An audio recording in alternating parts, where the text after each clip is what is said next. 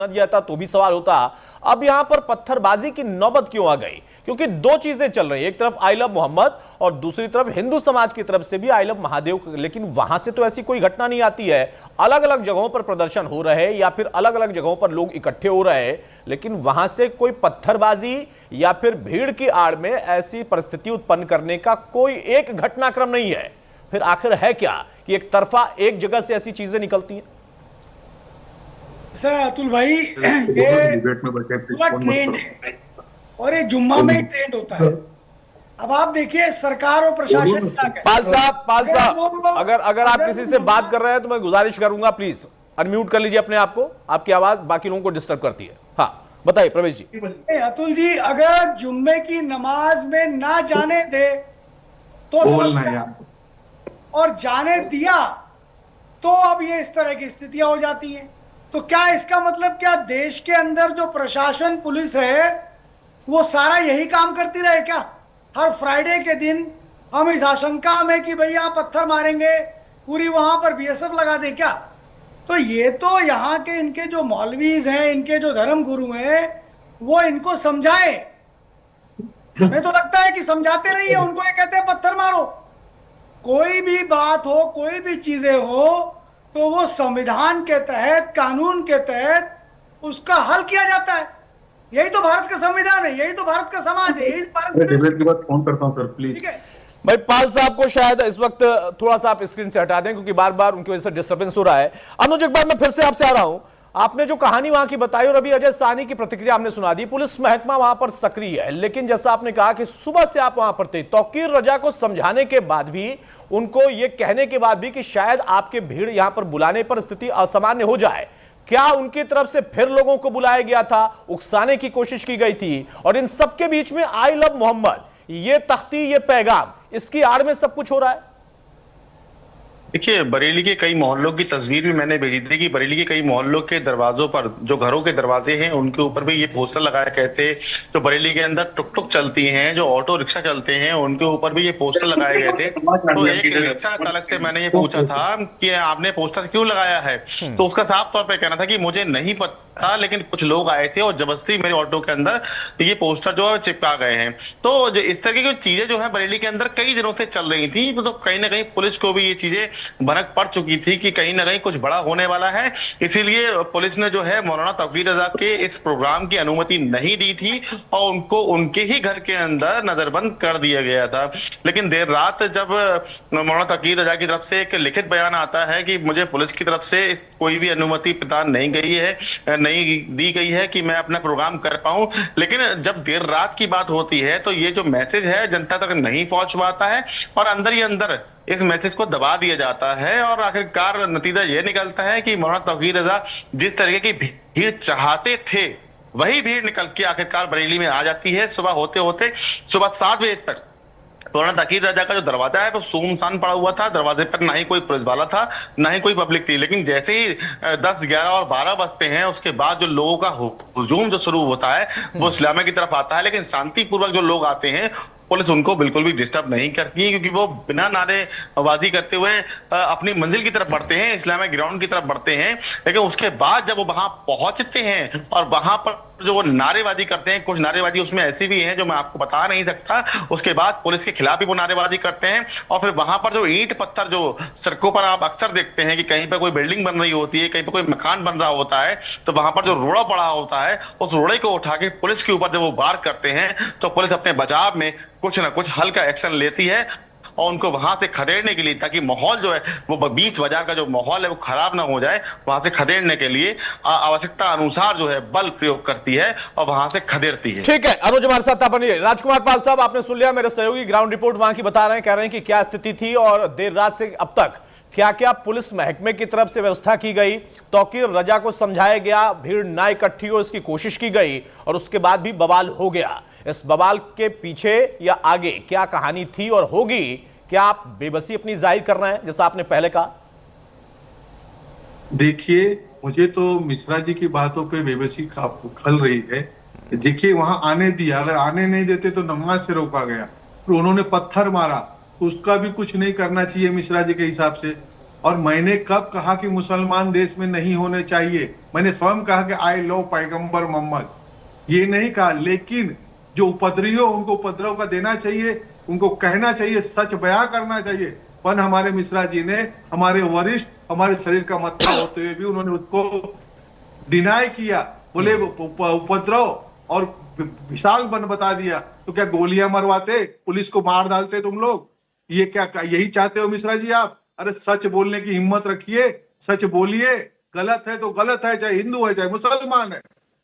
अगर यही हिंदू होता तो आप सर पे ले लेते इस चीज को। आज जुम्मा की नमाज में ना आने देते तो कहते कि नमाज में आने नहीं दिया, आने दिया पुलिस ने, तो पुलिस ने मार खाए। यही आपका संविधान है। संविधान की मान्यता नहीं मानोगे आप मिश्रा जी? आपको ये अच्छा नहीं लग रहा संविधान के कायदे में देश रहे? हम रहते हैं ना संविधान में, हम कहा नहीं रहते हैं। उदाहरण भी दिया आपको माता जी का, तो भी आपको नहीं समझ में आ रहा है। बीजेपी बीजेपी, अरे बीजेपी का विरोध करते करते देश का विरोध मत करिए मिश्रा जी। रंजीत मिश्रा, सारी पार्टियां रहेगी, बीजेपी भी रहेगी, सपा भी रहेगी, कांग्रेस भी रहेगी, पर देश प्रथम है। रंजीत मिश्रा, कौन सा मंत्र जपो मैं,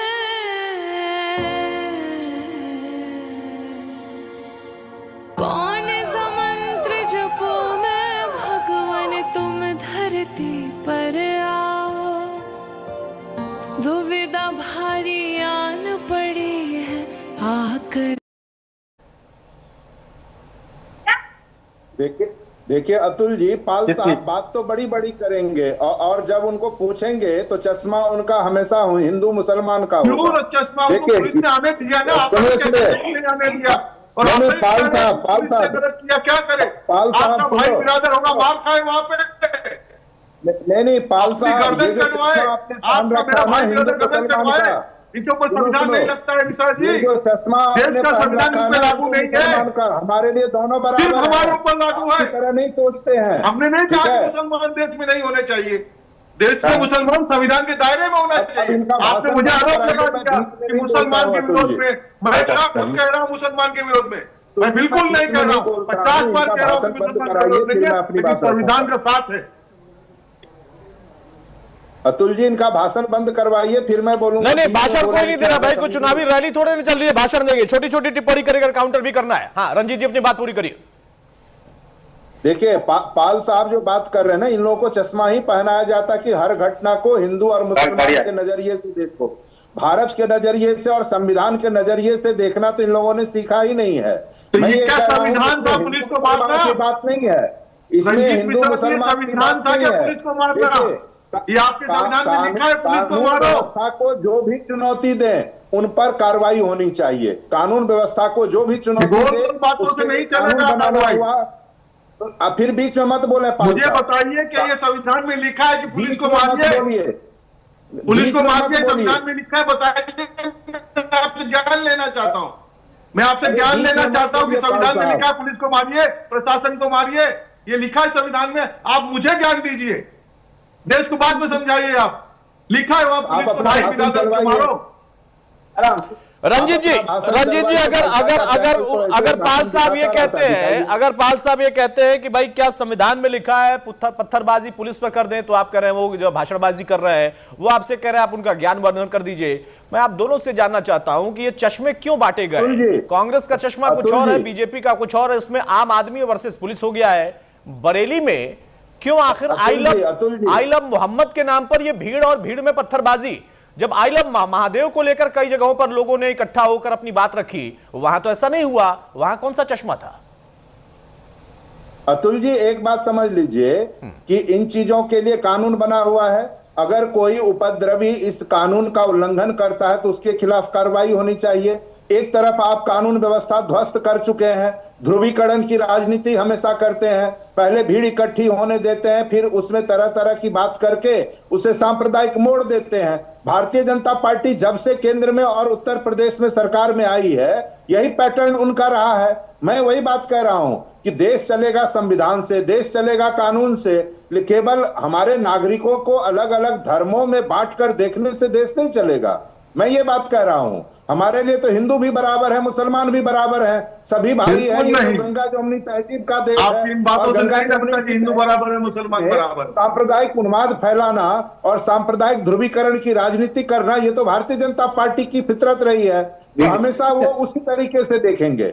मैं ये कह रहा हूं कि अगर किसी उपद्रवी ने गड़बड़ी की है तो कानून प्रशासन को उसके खिलाफ कार्रवाई करनी चाहिए। भाई प्रशासन ने कार्रवाई की तभी तो आप देखिए रंजीत जी आप किस बात से मैं सहमत हूं, आप भी कह रहे हैं बात, वहीं पालसा भी कह रहे हैं कि अगर किसी ने उपद्रव किया, अगर किसी ने वहां पर हिंसा करने की कोशिश की या भड़काने की कोशिश की तो उसके खिलाफ एक्शन होना चाहिए।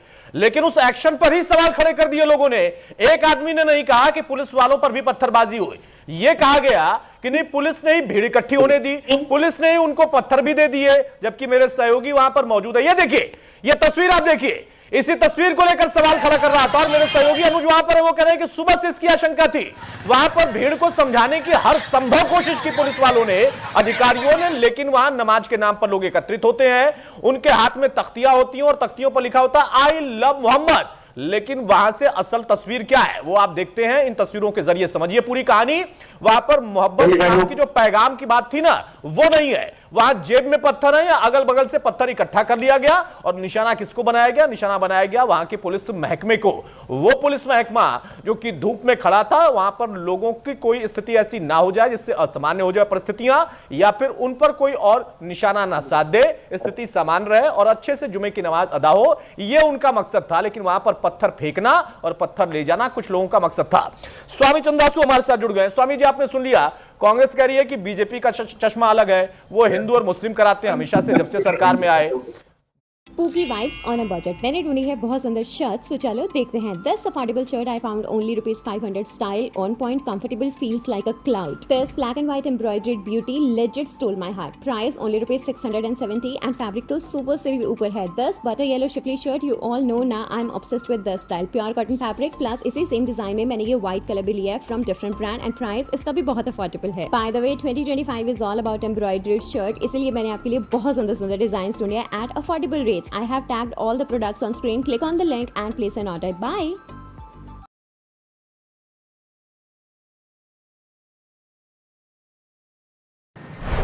अक्सर लोग कहते हैं कि स्टॉक मार्केट में इन्वेस्टिंग स्टार्ट करने के लिए बहुत पैसा चाहिए, मगर ऐसा नहीं है। आपकी स्टॉक जर्नी शुरू हो सकती है सिर्फ 100 रुपए से। ग्रो पे आपको मिलेगा फ्री डीमैट अकाउंट, 0 AMC और सबसे बड़ी बात, नो हिडन चार्जेस। सब कुछ इतना स्मूथ और कन्वीनियंट जिससे आपकी इन्वेस्टिंग होगी अब बिल्कुल एफर्टलेस। तो मैं तो चली ग्रो पे इन्वेस्ट करने। आप कब शुरू करोगे? प्रतिभूति बाजार में निवेश बाजार जोखिमों के अधीन है। निवेश करने से पहले सभी संबंधित दस्तावेजों को ध्यान से पढ़ें।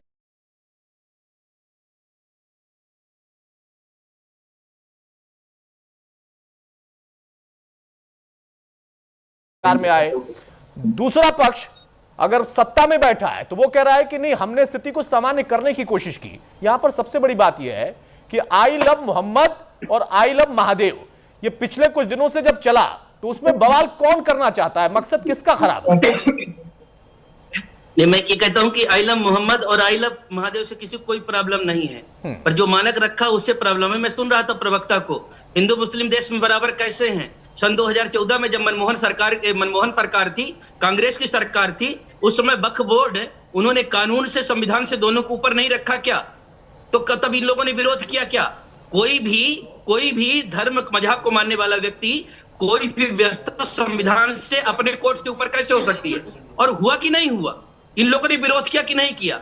सुरसा जैसे मुंह फैला करके वक्फ बोर्ड ने जितने भी जमीन, उसने तो ताजमहल पर, उसने अपने यहाँ के संसद भवन पर, सब पर दावा ठोंका। किसी ने रोका क्या उस चीज को? मना किया क्या? तो अगर समभाव होता, बराबर होता, तो हिंदुओं के पास भी अधिकार होता कि नहीं होता? तब तो इन लोगों ने कोई भी नहीं कहा, इस बात को नहीं बोला। ये आई लव महादेव कह करके वो किसी घर में तोड़फोड़ करने तो नहीं गए। हमारा अधिकार, हम भगवान भोलेनाथ को प्रेम करें, राम को करें, कृष्ण को करें, हमारा अधिकार है। इस्लाम धर्म को मानने वाले का कर्तव्य हो जाकर के अपने मोहम्मद को प्रेम करें, पर हाथ में पत्थर लेकर के अगर वो मदरसा को कहीं ना कहीं उसमें यकीरा निकलेगा, शस्त्रों का, अस्त्रों का, बम का, बारूद का, तो प्रश्न चिन्ह तो उठेगा, पूछा जाएगा। अगर नमाज के बाद में तमाम पत्थरबाजियां होगी, एक साथ में हिंसा करेंगे लोग, तो प्रश्न उठेगा। अगर कोई कार्यक्रम सार्वजनिक करना है तो संविधान से, कानून से देश चलता है, उनको अनुमति लेना चाहिए। अनुमति नहीं लेंगे तो प्रशासन अपना काम करेगी, फिर उस पर रोएंगे तो ये शांति का कबूतर एक बार थोड़ी उड़ाएगा। ये नहीं चल सकता ना, इस पर प्रश्न होना चाहिए ना, इस पर रोक लगना चाहिए। ये जो नई परंपरा शुरू हुई, जब इस सवाल हम पूछते हैं तो कहते हैं कि नहीं, आपका इस सवाल ही गलत है, परंपरा गलत नहीं है और ना ही कोई नई परंपरा है। आपने भी कह दिया कि आई लव मोहम्मद से कोई दिक्कत नहीं है, आई लव महादेव से भी किसी को दिक्कत नहीं है, दोनों धर्मों के लोग एक दूसरे से स्वीकार कर सकते हैं। लेकिन एक पैटर्न हुआ, एक मामला कानपुर से उठता है, उन्नाव तक जाता है, पीलीभीत बहराइच होते होते उसकी जो आंच है वो गुजरात तक जाती है, लौटकर फिर से आती है, और अब ये पैटर्न सा बन गया। और उस पैटर्न में आज की नई दास्तान, नई कहानी।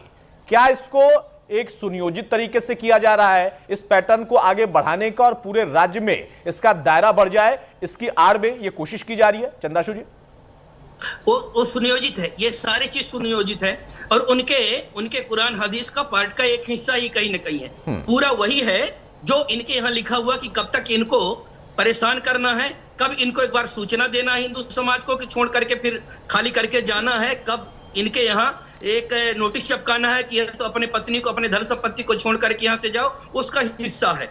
और उसके हिस्से पर कभी कभी बीच में उफान होके आ जाता है। अभी इनकी संख्या उतनी नहीं हो पाई कि आक्रमण करके, चढ़ाई करके देश को खाली करवा दे, इसलिए थोड़ा बीच बीच में कभी कभी होता। जिस दिन इनकी संख्या पूरी होगी उस दिन वही कश्मीरी पंडितों वाला जो हाल था पूरे देश में करने की। भाई आप तीनों हमारे साथ बने रहिए, मेरे सहयोगी अनुज वहां पर मौजूद है। अनुज, स्थिति अभी फिलहाल सामान्य है जैसा पुलिस अधिकारियों ने बताया है, लेकिन मैं फिर से आपसे समझना चाहूंगा कि क्या इस भीड़ में कुछ बाहर के लोग भी थे? ऐसे इनपुट आ रहे हैं, बहुत सारे लोगों को वहां पर डिटेन किया गया है, हिरासत में लिया गया है, गिरफ्तारियां की गई हैं, और जो तस्वीरें हैं फिर से उसमें पैटर्न दिख रहा है कि जो बच्चे हैं, नाबालिग हैं, उनको आगे कर दिया गया। अरुण, अभी फोटोग्राफी की गई है, वीडियोग्राफी की गई है, ड्रोन के माध्यम से जो तस्वीरें ली गई हैं उनके बाद उनको डिटेन किया जा रहा है, और फिलहाल कुछ लोगों को गिरफ्तार भी किया गया है। लेकिन अभी ये कहना संभव नहीं हो पाएगा पूरी तरीके से कि कुछ लोग बाहर से भी आए थे। तो बरेली की जनता बहुत सारी तरीके से निकल के आई थी, नवादा शिकान की जनता निकल के आई थी, सतीपुर की जनता निकल के आई थी, पुराने शहर की जनता निकल के आई थी। बहुत तरीके से जो मुस्लिम क्षेत्र हैं, वो जो बहुमूल्य क्षेत्र जो जहाँ पे मुस्लिम की संख्या अधिक है, वहां से जो लोग थे वो निकल के आए थे, क्योंकि जुमे का दिन जो है वो छुट्टी का दिन माना जाता है, और इस छुट्टी के दिन पे सभी मुस्लिम जो लोग हैं वो अपने आप को छुट्टी पे रखते हैं, काम से अलग रखते हैं। अरुण, मैं आपको रोक रहा हूं, इस बीच में एक बड़ी खबर आ रही है, बरेली में बवाल पर बोले हैं। बहुत सारे बच्चों के